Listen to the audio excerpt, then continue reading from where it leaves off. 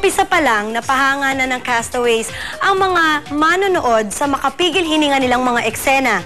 Ang chika mula kay Aubrey Carampel. Naging maaksyon at makulay ang pilot episode ng Survivor Philippines kagabi. Tinutukan at inabangan ito ng husto ng mga manonood. Isa-isa nang ipinakilala ang 18 castaway at hinati na sila sa 2 tribo. Ang una nilang challenge, talaga namang makapigil hininga. 27, 26, 25. Ang mga tumutok, sulit daw sa kanilang napanood. Kung papanoorin ng iba, o obserban, ang layo ng pangpang, wag mula doon. Talaga may tendency malulo o magpulikan ka. So maganda yung ano niya, yung challenge niya. Abangan ko na lang po kung ano talaga mangyayari doon. Mamaya. Ngayon pa lang kanya-kanya na ring manok ang mga taga-subaybay. Tiyak daw na aabangan nila kung sino ang tatanghalin kauna-una ang sole survivor. Yung La Bandera kasi yun ang ano niya kaya sumali sa ron para yung tulong sa pamilya niya daw. Si Zita. Sita. Bakit si Nikki?